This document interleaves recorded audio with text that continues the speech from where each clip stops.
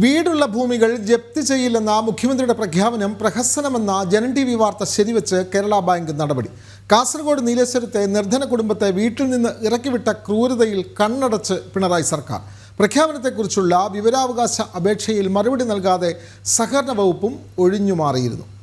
വിവരങ്ങളുമായി പ്രജിത് മോഹൻ ചേരുന്നു. പ്രജിത്ത്, കേരള ബാങ്കാണ് ഇത്തരത്തിൽ കാസർഗോഡ് നീലേശ്വരത്ത് ഒരു നിർധന കുടുംബത്തെ, അതായത് വയോധികയും കൈക്കുഞ്ഞും ഒക്കെ അടങ്ങുന്ന ആ കുടുംബത്തെ ഇറക്കിവിടുന്ന നടപടി ഉണ്ടായത്. കേരള ബാങ്ക് തന്നെയാണ് ഈ നടപടി കൈക്കൊണ്ടത്. പക്ഷേ മുഖ്യമന്ത്രിയുടെ പ്രഖ്യാപനം അങ്ങനെയൊന്നും ആയിരുന്നില്ല. വീടുള്ള ഭൂമിയിൽ നിന്നും ആളുകളെ ജപ്തിയുടെ പേരിൽ ഇറക്കിവിടില്ല എന്നൊക്കെ മുഖ്യമന്ത്രി പറഞ്ഞിരുന്നു. പക്ഷേ അതെല്ലാം പച്ചക്കള്ളമാണ് എന്ന് തെളിയിക്കുന്ന തരത്തിൽ ജനം ടി.വി. നൽകിയ വാർത്ത 100% ശരിയാണ് എന്ന് കൃത്യമായി രേഖപ്പെടുത്തുന്ന തരത്തിലാണ് കേരള ബാങ്കിൻ്റെ നടപടി ഉണ്ടായത്. എന്നിട്ടും ഇത്തരം നടപടി സ്വീകരിച്ചിട്ടും സംസ്ഥാന സർക്കാർ കണ്ണടച്ചിരിക്കുന്നു. അങ്ങനെയല്ലേ പ്രജിത് മോഹൻ?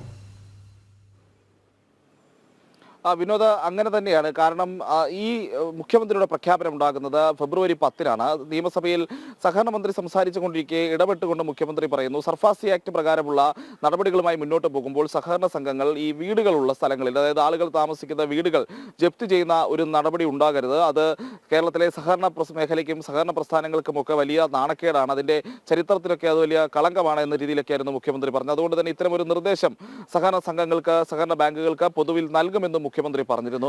അന്ന് തന്നെ ഇത്തരമൊരു നിർദ്ദേശം നൽകാൻ സർക്കാരിന് കഴിയുമോ എന്നുള്ള ചർച്ചകൾ വലിയ സജീവമായിരുന്നു. നമ്മൾ തന്നെ ഇത്തരമൊരു വാർത്ത നൽകുകയും ചെയ്തിരുന്നു. കാരണം ചൂണ്ടിക്കാട്ടപ്പെട്ട ഒരു വിഷയം എന്ന് പറയുന്നത് സഹകരണ ബാങ്കുകൾ അവരുടെ ബാങ്കിംഗ് പ്രവർത്തികൾ ചെയ്യുന്നത് റിസർവ് ബാങ്ക് ചട്ടം അനുസരിച്ചാണ്. അപ്പോൾ അത്തരം ചട്ടം അനുസരിച്ച് നടക്കുന്ന പ്രവർത്തികളിൽ സർക്കാരിന് എങ്ങനെ ഇടപെടാൻ കഴിയും, ഒരു ഉത്തരവ് നൽകാൻ കഴിയുമോ തുടങ്ങിയിട്ടുള്ള ചോദ്യങ്ങൾ ഉണ്ടായിരുന്നു. ഒപ്പം സർക്കാർ ഈ രീതിയിൽ വായ്പ, വീടുകളുള്ള വസ്തുക്കൾക്ക് വായ്പ നൽകേണ്ടാത്ത അല്ലെങ്കിൽ നൽകാൻ കഴിയാത്ത സഹകരണ ബാങ്കുകൾ നൽകാത്തൊരു സാഹചര്യം സൃഷ്ടിക്കാനുള്ള ശ്രമമാണ് എന്ന രീതിയിലുള്ള വിമർശനങ്ങളും ഒക്കെ ഉയർന്നു വന്നിരുന്നു. അങ്ങനെ ആ വിമർശനങ്ങളൊക്കെ നിൽക്കുന്ന സമയത്താണ് നമ്മൾ ഇതുമായി ബന്ധപ്പെട്ട ഒരു വിവരാവകാശ രേഖ കൂടി പുറത്തുവിടുന്നത്. അതായത് സഹകരണ സംഘങ്ങളുമായി ബന്ധപ്പെട്ട് മുഖ്യമന്ത്രി നൽകിയിട്ടുള്ള ഇത്തരമൊരു നിർദ്ദേശം അത് ഔദ്യോഗികമായി സഹകരണ വകുപ്പ് അറിഞ്ഞിരുന്നോ? സഹകരണ വകുപ്പിന് ഇതിനെ സംബന്ധിച്ച് എന്തെങ്കിലും ഒരു നിർദ്ദേശമോ ഉത്തരവോ മുഖ്യമന്ത്രിയുടെ ഓഫീസിൽ നിന്നോ മുഖ്യമന്ത്രിയോ നൽകിയിട്ടുണ്ടോ? മുഖ്യമന്ത്രിയുടെ നിർദ്ദേശപ്രകാരം അല്ലെങ്കിൽ മുഖ്യമന്ത്രി പ്രസംഗത്തിൽ പറഞ്ഞ കാര്യം അനുസരിച്ച് ഇത്തരം ഒരു നിർദ്ദേശം സഹകരണ ബാങ്കുകൾ ജപ്തി ചെയ്യുമ്പോൾ വീടുകളുള്ള സ്ഥലങ്ങൾ ഒഴിവാക്കണമെന്നുള്ള നിർദ്ദേശമോ ഉത്തരവോ സഹകരണ വകുപ്പ് ഏതെങ്കിലും രീതിയിൽ സഹകരണ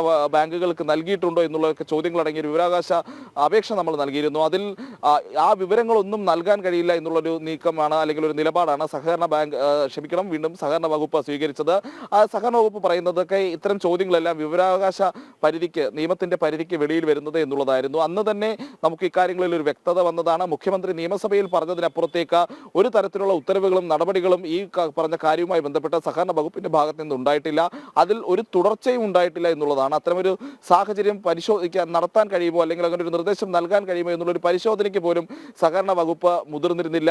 അങ്ങനെ പൂർണ്ണമായും മുഖ്യമന്ത്രി നിയമസഭയിൽ പറഞ്ഞത് ഒരു പ്രഹസനമായി മാറി എന്നുള്ള വാർത്ത ജനം ടി.വി. പുറത്തുവിട്ടിരുന്നു. തൊട്ടു പിന്നാലെയാണ് കഴിഞ്ഞ ദിവസം കാസർഗോഡ് നീലേശ്വരത്ത് വയോധികയും കൈക്കുഞ്ഞുമൊക്കെ അടങ്ങുന്ന ഒരു നിർധന കുടുംബത്തെ കേരള ബാങ്കുകാർ ആശുപത്രിയിൽ പോയിരുന്ന സമയത്ത് ആ വീടും പൂട്ടി കടന്നു കളഞ്ഞ ഒരു സാഹചര്യമൊക്കെ സൃഷ്ടിച്ചത് എന്നുള്ളതാണ്. അതായത് മുഖ്യമന്ത്രി നിയമസഭയിൽ പറഞ്ഞതിന് അതൊരു ആത്മാർത്ഥതയില്ലാത്ത, കേരളത്തിലെ ഈ പറയുന്ന രീതിയിൽ കടക്കണിയിൽ അകപ്പെട്ട് കിടക്കുന്ന സഹകരണ ബാങ്കുകളിലൊക്കെ വായ്പയെടുത്തിട്ട് തിരിച്ച് അടയ്ക്കാൻ കഴിയാതിരുന്ന ജനങ്ങൾക്കൊരു പ്രതീക്ഷ നൽകിയിട്ട് അവരെ വഞ്ചിക്കുന്നതിന് തുല്യമായ നീക്കമായിരുന്നു, നടപടിയായിരുന്നു എന്നുള്ള കാര്യത്തിൽ തർക്കമില്ല. അതിന് ഏറ്റവും വലിയ ഉദാഹരണമാണ് ഈ കാസർഗോഡ് നീലേശ്വരത്ത് നടന്ന ഈ കേരള ബാങ്കിന്റെ നടപടി എന്നുള്ളത്. എന്തായാലും ജനം ടി.വി. നൽകിയിട്ടുള്ള വാർത്തകൾ അത് 100% സത്യസന്ധമായ വാർത്തകൾ തന്നെയെന്ന് തെളിയിക്കുന്ന ഒരു നടപടികൾ കൂടിയായിരുന്നു ഈ കേരള ബാങ്ക് ഇത്തരം ഒരു പ്രവൃത്തി ചെയ്തതിലൂടെ ഉണ്ടായിട്ടുള്ളത്. കേരളത്തിലെ ജനങ്ങളെ ആകെ മുഖ്യമന്ത്രി വഞ്ചിച്ചു എന്ന് നമുക്ക് ഈ ഘട്ടത്തിൽ വേണമെങ്കിൽ പറയാം. പ്രത്യേകിച്ച് വലിയ പ്രതീക്ഷകൾ ഈ മുഖ്യമന്ത്രിയുടെ പ്രഖ്യാപനവുമായി ബന്ധപ്പെട്ടിട്ടുണ്ടായിരുന്നു. കാരണം മാധ്യമങ്ങൾ മുഖ്യമന്ത്രി പറഞ്ഞതിന് വലിയ പ്രാധാന്യം നൽകി വാർത്തകളൊക്കെ നൽകിയിരുന്നു. അപ്പോൾ സ്വാഭാവികമായും കടക്കണിയിൽപ്പെട്ട് കിടക്കുന്ന ആളുകൾ, സഹകരണ ബാങ്കിൽ നിന്ന് ലോണൊക്കെ എടുത്ത് തങ്ങളുടെ ആവശ്യങ്ങൾ നിറവേറ്റാനുള്ള കിടപ്പാടം പണയം വെച്ച ആളുകൾക്കൊക്കെ വലിയ പ്രതീക്ഷയായിരുന്നു. പെട്ടെന്ന് ഒരു ജപ്തി നടപടിയൊന്നും ഉണ്ടാകില്ല, തിരിച്ചടവുകൾക്ക് കുറച്ചുകൂടി സാവകാശമൊക്കെ താങ്കൾക്ക് ലഭിക്കുമെന്നുള്ളത്, അങ്ങനെയുള്ളൊരു പ്രതീക്ഷ കൂടിയാണ് കഴിഞ്ഞ ദിവസത്തെ ഈ നടപടികളിലൂടെ അല്ലെങ്കിൽ സർക്കാരിന്റെ ആത്മാർത്ഥതയില്ലാത്ത ഒരു പ്രഖ്യാപനമാണ് എന്ന് തെളിഞ്ഞതിൽ കൂടി ഇപ്പോൾ നശിക്കപ്പെട്ടിരിക്കുന്നത്. സർക്കാർ എന്തിനാണ് ഇത്തരമൊരു പ്രതീക്ഷ നൽകി ഈ പാവപ്പെട്ടവരെ വഞ്ചിച്ചത് എന്നുള്ള ചോദ്യവും എന്തായാലും വരും ദിവസങ്ങളിൽ സർക്കാർ അതിനൊക്കെയുള്ള മറുപടി നൽകേണ്ടിയും വരും. വിനോദ്, തീർച്ചയായും സംസ്ഥാനത്ത് ജപ്തി നടപടികൾ ഒഴിവാക്കും, വീടുള്ള ഭൂമിയിൽ നിന്നും ആളുകളെ ഇറക്കിവിടില്ല എന്നുള്ള മുഖ്യമന്ത്രിയുടെ പ്രഖ്യാപനം അത് തെറ്റാണ് എന്ന് തെളിയിക്കുന്ന തരത്തിൽ കാസർഗോഡ് നീലേശ്വരത്താണ് നിർധന കുടുംബത്തെ കേരള ബാങ്ക് ജപ്തി നടപടിയിലൂടെ ഇറക്കിവിട്ടത്. എന്നിട്ടും സംസ്ഥാന സർക്കാർ ഇക്കാര്യത്തിൽ ഒരു നടപടിയും സ്വീകരിക്കുന്നില്ല. വിവരങ്ങൾ നൽകുകയായിരുന്നു തിരുവനന്തപുരത്തു നിന്നും പ്രജിത് മോഹൻ.